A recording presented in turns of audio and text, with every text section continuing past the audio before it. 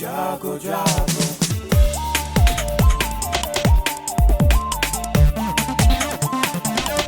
Radio जागो जागो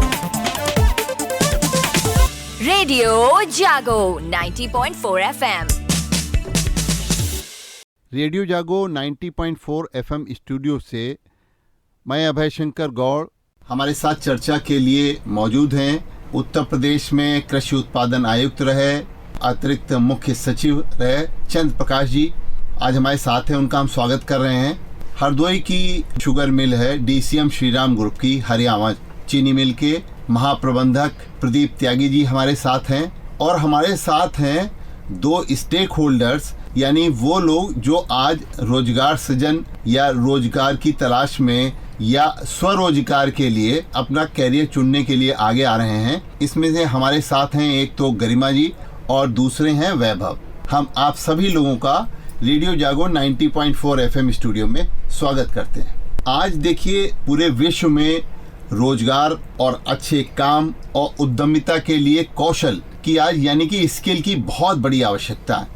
तो आज हम लोग इस पर चर्चा कर रहे हैं कि स्किल डेवलपमेंट ये हमारे अंदर जो है कैसे अच्छे से अच्छे तरीके से आ सकता है, जिससे हम चाहे स्वरोजगार करें या हम रोजगार की तलाश में बाहर अगर जाएं तो हमको अपने रोजगार प्राप्त करने में वो कैसे सहायक हो सकता है। चंद्र प्रकाश जी से इसलिए जानना चाहेंगे क्योंकि आप उत्तर प्रदेश सरकार में आप प्रमुख सचिव कई विभागों के रहे, आप राजस्व परिषद में भी जो है प्रशासनिक सदस्य रहे। सरकार जो आज प्रधानमंत्री कौशल विकास जो योजना चला रखी है इसके अंतर्गत भी लोगों को जो रोजगार देने की सरकार की नियति और नीति है उसके अंतर्गत कैसे हमारे युवा जो हैं जिनको रोजगार की आज आवश्यकता है वो कैसे इसमें आगे आकर के रोजगार प्राप्त कर सकते हैं। ये कृषि प्रधान देश है। बेसिक फोकस रहा है काफ़ी दिनों तक कृषि के ऊपर रहा है, लेकिन बढ़ती हुई पॉपुलेशन के साथ साथ फिर कृषि में उतनी गुंजाइश नहीं है कि खेतीबाड़ी में आदमी अपना जीवन यापन करे और अपना आय उसे प्राप्त करे और अच्छा जीवन व्यतीत कर सके। तो जब पॉपुलेशन बढ़ने के साथ साथ फिर रोजगार पे काफ़ी फोकस होने लगा है क्योंकि एग्रीकल्चर ऑलमोस्ट सैचुरेट हो चुका है। 3 तरह के ऑप्शंस हैं रोजगार में, एक तो गवर्नमेंट सेक्टर है, दूसरा प्राइवेट सेक्टर है और तीसरा है सेल्फ एम्प्लॉयमेंट। गवर्नमेंट सेक्टर तकरीबन सैचुरेट हो चुका है जी। तो अब 2 चीज़ें बचती हैं कि प्राइवेट सेक्टर में आदमी जाए और सेल्फ एम्प्लॉयमेंट की तरफ देखे। अधिकतर युवा जो हैं वो प्रेफर करते हैं गवर्नमेंट सेक्टर को, उसमें जॉब मिल जाए ताकि पूरे टेन्योर की उसमें गारंटी रहे और एक सुनिश्चित तो हो जाए थ्रू आउट द करियर हम सेफ हैं, हमें नौकरी नहीं जानी। तो ये तो साइकोलॉजी जो बनी हुई है ये काफ़ी पहले थी, अब वैसा नहीं रहा है कि एक अच्छा स्किल आदमी हमारे पास रहे जो कि अच्छा आउटपुट हमें दे सके। तो वहाँ भी इसकी सिक्योरिटी रहती है कि आपका जॉब आसानी से नहीं जाने वाला है। Private sector is always expanding, तमाम फैक्ट्रीज लगती हैं, तमाम दूसरे उद्योग धंधे लग रहे हैं, बैंक फाइनेंस काफ़ी इजी हो गया है, स्टैंड अप इंडिया और जो कई योजनाएं प्राइम मिनिस्टर ने चलाई है, तो काफ़ी ये पॉसिबिलिटी हो गई है कि प्राइवेट सेक्टर के लोग भी काफ़ी उद्योग धंधे अपने लगाने लगे। अब उसमें एम्प्लॉयमेंट की काफ़ी गुंजाइश होती है जी। तो जैसा आपने बताया कि प्रधानमंत्री जी ने काफ़ी योजनाएं चलाई स्किल डेवलपमेंट की। अब स्किल डेवलपमेंट इसलिए आवश्यक है कि जैसे शुगर फैक्ट्री में आप जा रहे हैं तो आपको अगर उसमें भर्ती कर लिया गया और आप कुछ भी नहीं जानते हैं तो it will take months and years to learn कि किस तरह से ऑपरेशंस होते हैं, बेसिक क्या है शुगर फैक्ट्री के। तो इसलिए स्किल डेवलपमेंट का महत्व बहुत अधिक हो जाता है क्योंकि स्किल्ड अगर आदमी रहेगा तो उसका डे 1 से आउटपुट अच्छा रहेगा फिर। तो इसलिए तमाम जो स्किल डेवलपमेंट की योजनाएं चलाई जा रही हैं वो आज के परिप्रेक्ष्य में बहुत ही महत्वपूर्ण हो गई हैं। सिर्फ प्राइवेट सेक्टर के हिसाब से ही नहीं बल्कि अगर स्किल आपके अंदर है, हुनर है, तो आप प्राइवेट सेक्टर की जगह अपने सेल्फ एम्प्लॉयमेंट में अपना उद्योग धंधा कोई कर सकते हैं। आपको फिर पता रहेगा ना कि कैसे करना है कैसे नहीं करना है, तो उसकी जो प्रोडक्टिविटी है या उसका जो मंशा है इनकम जनरेशन का आपको डे 1 से ही प्राप्त होने लगेगा। तो स्किल डेवलपमेंट आज की बहुत बड़ी ज़रूरत है, वो प्राइवेट सेक्टर के लिए भी बहुत ज़रूरी है एंड सेल्फ एम्प्लॉयमेंट के लिए तो उससे अधिक ज़रूरी है क्योंकि जब आपको हुनर होगा, पता है कि क्या करना है कैसे करना है, तभी आप कोई उद्योग धंधा कर सकते हैं और उससे अपना प्रॉफिट कमा सकते हैं। जो हरदोई के युवा अभी पढ़ रहे हैं उनके अंदर भी एक ये ललक होती है कि हमको हरदोई में ही अपने ही जगह पे नौकरी मिल जाए। सबको नौकरी तो मिलना संभव नहीं है, लेकिन हाँ आप बहुत से लोगों को प्रशिक्षण भी देते हैं अपने वहाँ। ये लोग ऐसे हैं जिन युवाओं को आप प्रशिक्षित करके और उद्यमिता के क्षेत्र में आगे बढ़ने का कैसे आप अवसर दे रहे हैं, या कैसे भविष्य में आप दे सकते हैं, क्योंकि हरदोई की जो रोजगार की लोगों की आवश्यकता है उसको पूरा करने के लिए स्थानीय स्तर पर एक बहुत बड़ी आशाएं रहती हैं, और साथ ही साथ में जो लोग उद्योग नहीं लगा सकते हैं, जैसे प्रधानमंत्री कौशल विकास, इसमें छोटे से लेकर के आदमी काम कर सकता है। आज तकनीक की बहुत बड़ी आवश्यकता है, इसको कैसे पूरा करने में आप लोगों को प्रशिक्षण दे करके और उनकी इस आवश्यकता को रोजगार की पूरा करने की दिशा में आप क्या कदम उठा सकते हैं? देखिए, दो बातें होती है। जैसे कृषि में आप कह रहे हैं सैचुरेशन आ गया, और अब ज़रूरत है जो प्राइवेट पे जितना भी हमारा इंडस्ट्रियल डेवलपमेंट हो रहा है उसमें स्किल डेवलपमेंट की ज़रूरत है। तो जब एक इंडस्ट्री लगती है तो जैसे इस इंडस्ट्री में हम इस गन्ने करीब 1,30,000 कुंटल गन्ना प्रतिदिन लेते हैं। मैं रोजगार कितने उत्पन्न होते हैं एक फैक्ट्री लगने से, वो ज़्यादा थोड़ा मैं आंकड़ा बताना चाह रहा हूँ आपको। करीब 4 कुंटल गन्ना एक आदमी छील पाता है जी। तो प्रतिदिन करीब 30,000 लोग गन्ना छिलाई में इस्तेमाल होते हैं मजदूर, और 6 महीने चलती है फैक्ट्री। तो ये इनडायरेक्ट एम्प्लॉयमेंट एक तरह से गन्ने की छिलाई के लिए। उसके बाद ज़रूरत होती है उस गन्ने की ढुलाई। तो प्रतिदिन करीब 2,000 ट्रॉली आती है हमारे यहाँ, और 200 ट्रक आते हैं। तो 200 ट्रक पे एक ड्राइवर, एक क्लीनर, 400 लोगों को उनको एम्प्लॉयमेंट मिलता है। और करीब 2,000 ट्रॉली जो किराए पे आती हैं, तो उसमें 1,000-1,500 वो ट्रॉली किराए पे चलती है। इसके हमारे करीब 100 सेंटर हैं। हर सेंटर पे 4 या 5 लेबर रहती है गन्ने की भराई के लिए। तो 500-600 लोग वो जो इनडायरेक्टली एम्प्लॉयड हो रहे हैं। तो इस तरह करके ये 30-35 हज़ार लोगों को 6 महीने के लिए इनडायरेक्ट एम्प्लॉयमेंट मिलता है।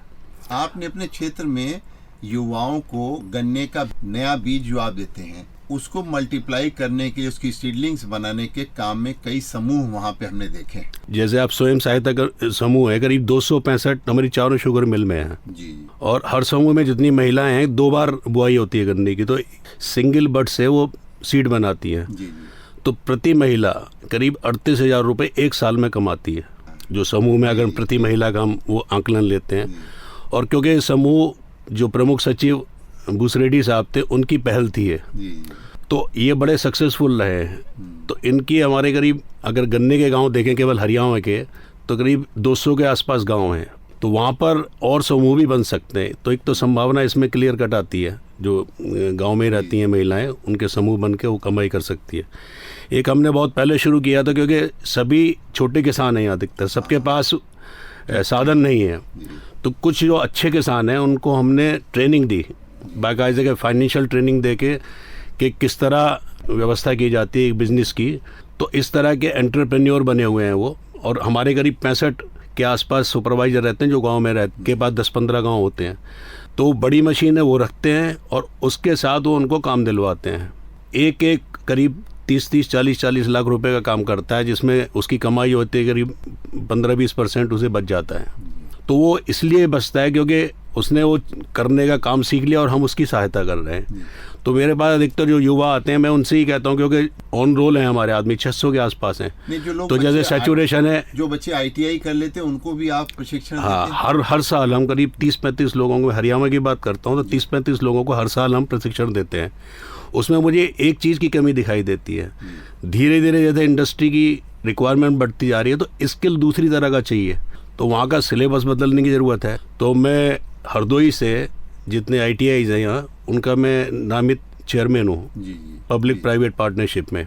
हम इसमें पर्सनल इंटरेस्ट लेते हैं, उनसे कहते हैं भाई हाथ काले कर लेना तो ज़िंदगी सुधर जाएगी, क्योंकि फिटर, मैकेनिक और इलेक्ट्रिशियन ये सब आते हैं हमारे पास।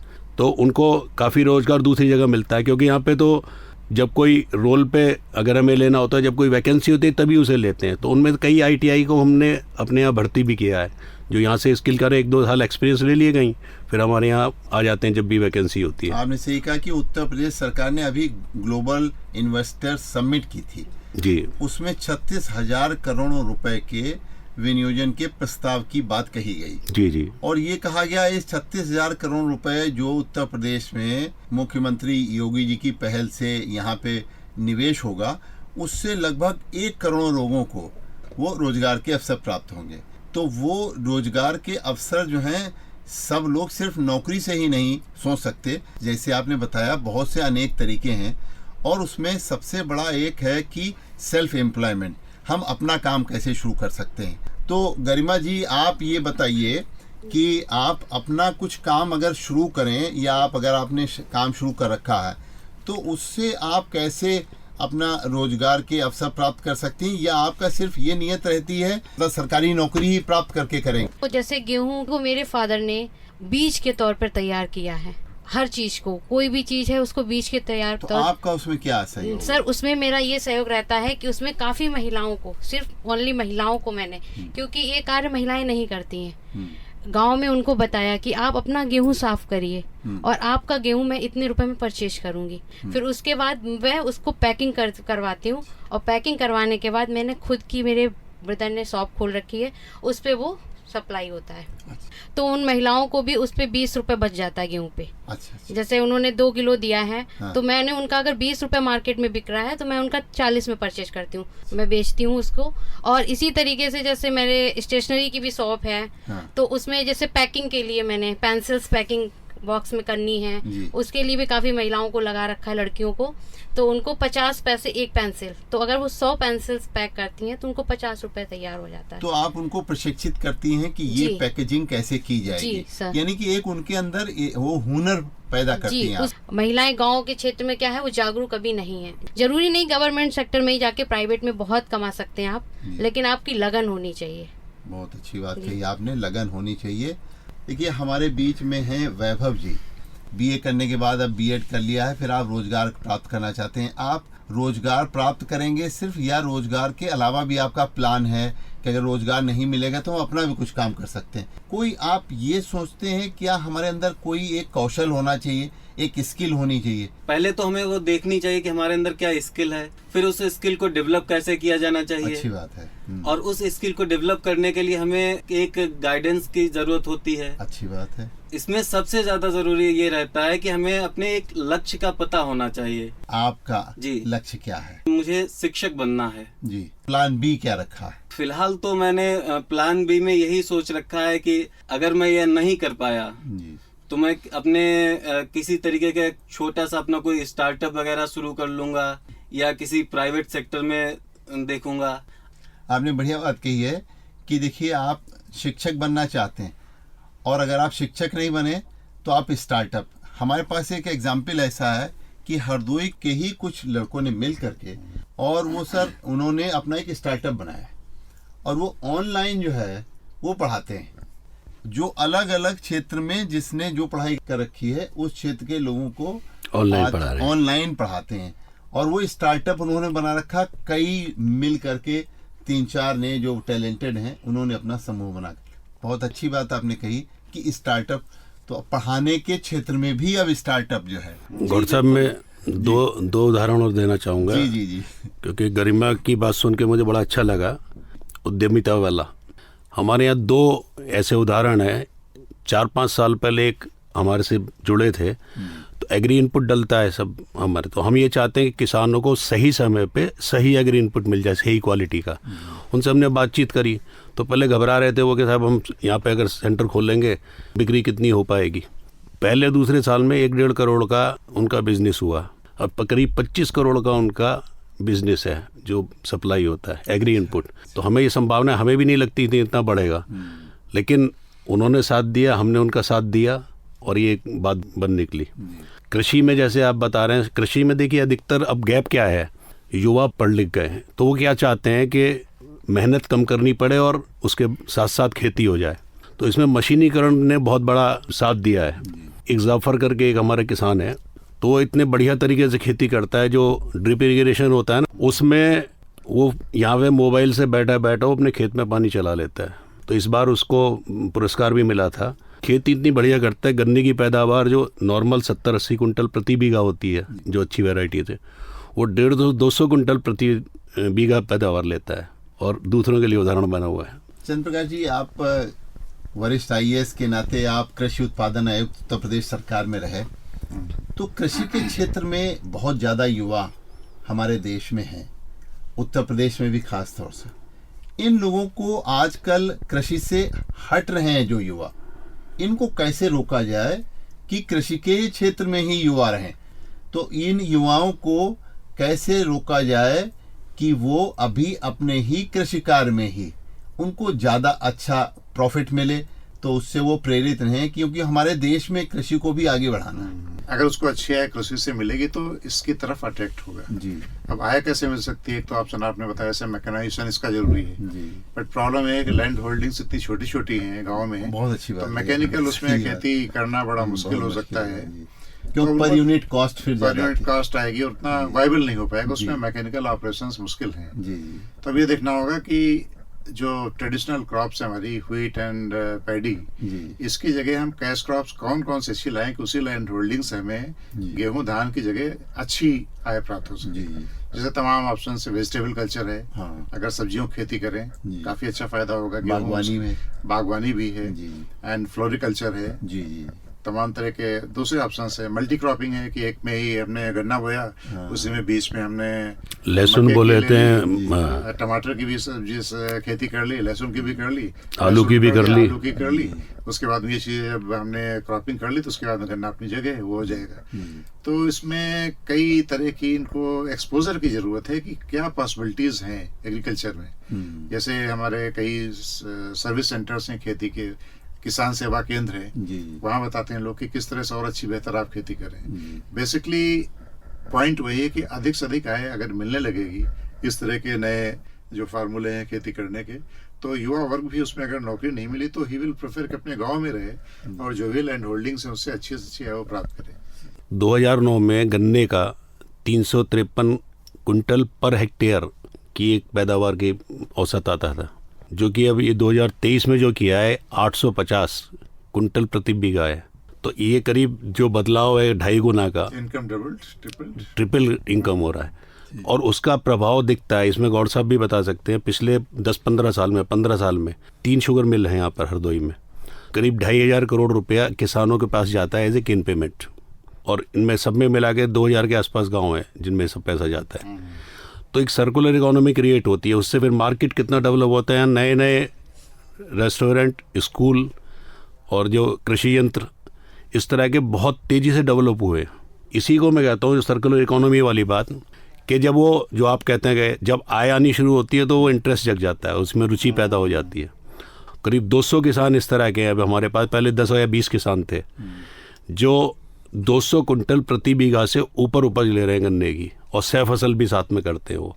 और करीब इसी प्रदेश से इस बार 2 किसानों को उत्तर प्रदेश के सर्वोत्तम किसान का हमारे हरियाणा क्षेत्र से ही उन्हें सम्मान मिला है। हमें बड़ी खुशी होती है कि हम किसानों के साथ जुड़ के और वो भी उन्हें इस स्तर पर ले आए। युवा हैं, हाँ, वो अभी वो बाहर जाके नौकरी करने के बजाय अपनी उसी खेती में ही जो है अपना लाभ प्राप्त कर रहे हैं। क्यों वैभव जी, आप ये बताइए जी, आप भी जैसे युवा हैं, अगर आपको अपने ही गांव में और अपनी ही खेती से लाभ लेना हो, तो जैसे एक अभी जनरल मैनेजर साहब बता रहे थे कि किसान को अगर उसके उत्पाद का लाभकारी मूल्य मिल जाए तो वो शायद खेती पे ही टिका रहे। खेती में आजकल कौशल की भी बहुत जरूरत है, क्योंकि खेती पुरानी तरीके से नहीं होती, नए तकनीक आ गई है, नए बहुत सी चीजें आ गई हैं जिनके माध्यम से वो होती है।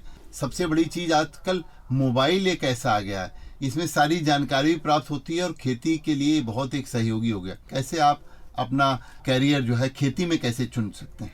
उसके लिए तो सबसे पहले मुझे खेती की नॉलेज होना बहुत जरूरी है। जी। खेती करना एक अलग चीज है, खेती अच्छी करना ये अलग चीज है। मुझे जब जानकारी होगी मैं किस फसल से कितनी ज्यादा पैदावार कर सकता हूँ, कितना ज्यादा उसमें आय मेरी हो सकती है। जैसे मैंने कोई खेती की, कोई भी फसल की, मान लीजिए गन्ना ही किया, मेरे पड़ोस में DCM शुगर मिल हरियाणा पड़ रही है, तो मैं वहाँ पे आसानी से जाके उसको जो है बेच सकता हूँ। और मैं कोई ऐसी फसल करता हूँ अपने खेत में जिसे मुझे बाद में बेचने में भी बड़ी समस्याओं का सामना करना पड़ेगा। YouTube पर आजकल बहुत सी चीजें हम लोगों को देखने को मिलती हैं, किस तरीके से हम लोग जो है खेती कर सकते हैं।